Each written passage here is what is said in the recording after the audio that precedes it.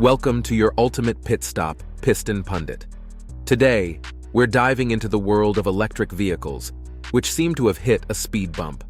The enthusiasm for EVs is dwindling, with consumers showing reluctance, governments backpedaling on electrification plans, and automakers hitting the brakes on their EV projects to conserve capital. This has led to a predicament where dealers are left with a surplus of EVs they can't sell. Let's delve into the top 5 reasons why dealers are offloading EVs.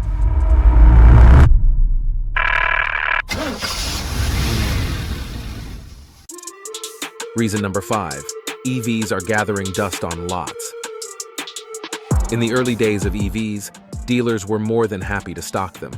The initial wave of eco-conscious early adopters was eager to get their hands on these green machines. High demand coupled with supply chain disruptions allowed dealers to sell EVs at a premium. However, the tide has turned.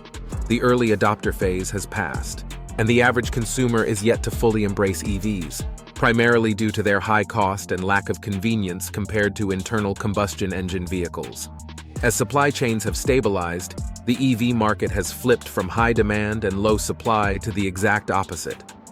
Recent data shows an 8% decline in EV sales, while production has reportedly increased by over 500% compared to last year.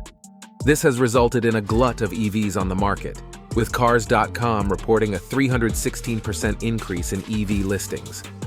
Consequently, dealers are struggling to shift these vehicles, even with substantial discounts. The current market supply of EVs stands at 107 days, with some models like the Mercedes-Benz EQS and the Mustang Mach-E languishing on lots for up to 157 and 151 days respectively. This means that dealers' capital is tied up for months, leading many to reconsider their participation in the EV market. Reason number 4. Shrinking profit margins. This brings us to the next issue dealers face with EVs: dwindling profit margins. In the past, the high demand and low supply of EVs allowed dealers to impose hefty markups on popular models. Despite lower sales volumes compared to today, the profit margins were significantly higher. However, with the current oversupply and reduced demand, the days of high markups are long gone. Both manufacturers and dealers are desperate to clear their current stock. Tesla has escalated the price war with another $2,000 price cut, forcing other automakers to follow suit. One notable example is Ford, which offered massive discounts on the F-150 Lightning earlier this year, slashing prices by between $7,000 and $15,000. In this climate, dealers can no longer rely on markups. Their wiggle room is so limited that many are barely breaking even. Some dealers are even foregoing any profit margin altogether, with the sole aim of clearing their lots of EVs and recouping their investment. Given the current market day supply situation, this is hardly surprising. Before we delve deeper, do us a favor and smash that like and subscribe button. This helps us reach more auto enthusiasts just like you. Now, let's shift gears and steer towards our next point. Reason number 3. The Herculean task of selling EVs. From a dealer's perspective, electric vehicles are proving to be a tough sell. The process of selling EVs is not only time-consuming but also requires a significant amount of effort from salespeople. When it comes to purchasing EVs, the process is quite different from buying a traditional gas-powered car. With the latter, the process was straightforward. Visit a dealer, arrange a test drive, complete the paperwork, and voila, you have your new car. However, with EVs, the process is more complex. Recent studies reveal that potential EV buyers, on average, make 4 visits before deciding to purchase. This is because they are unfamiliar with EVs and want to ensure they are making the right decision. While this is understandable, it poses a problem for salespeople who work on commission. They are now required to invest 400% more time to earn the same commission. In other words, they are working 3/4 of their time for free when it comes to EVs. This doesn't even take into account those potential buyers who make multiple visits but eventually decide against purchasing. As a result, salespeople often resort to various tactics to dissuade potential customers from EVs, even providing misleading information about charging, range, or highway speed. Reason number 2. The absence of maintenance money. While car sales do bring in revenue, The majority of a dealer's profit comes from maintenance and repair services. However, electric vehicles require less regular maintenance, which directly impacts dealers' profits.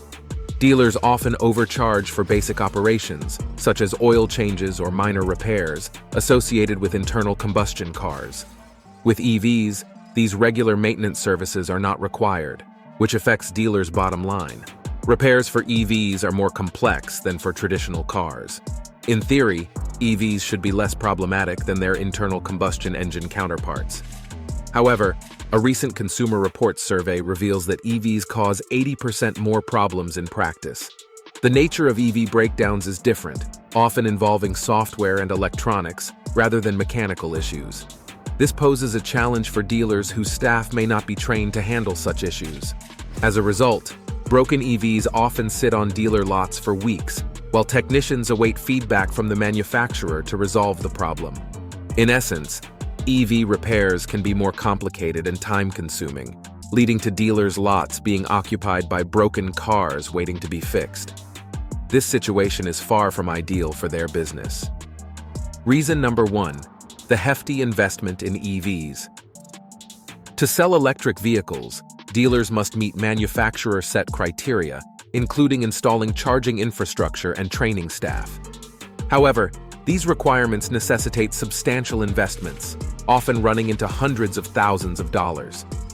Given the current state of the EV market, even the most ambitious dealers are hesitant to invest such large sums.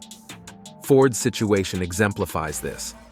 Farley announced an electrification program, requiring dealers to invest between $500,000 and $1.2 million. However, by late 2023, participation halved, and recent data suggest it's now down to a third. With the Mustang Mach-E at a 5-month market day supply and the F-150 Lightning produced at 1/3 capacity, dealers are reluctant to invest in EV programs. GM faces similar challenges, struggling to break into the EV market and postponing major EV investments. It requires dealers to invest heavily to sell electric cars. Buick dealers were asked to invest $400,000 into the EV program, despite Buick not selling electric cars. Consequently, half of Buick dealers chose a buyout program over EV investment. As for other GM brands, the company hasn't started issuing ultimatums yet, but it is using various methods to pressure dealers who are resisting as much as they can. After all, if anyone knows what buyers want, it's the dealers. And they know that at this point, there is no reason to push EVs and sacrifice steady profits from ICE cars. Thank you for joining us on this journey through the world of EVs. Don't forget to subscribe to Piston Pundit for vehicle updates and upcoming videos. See you next time.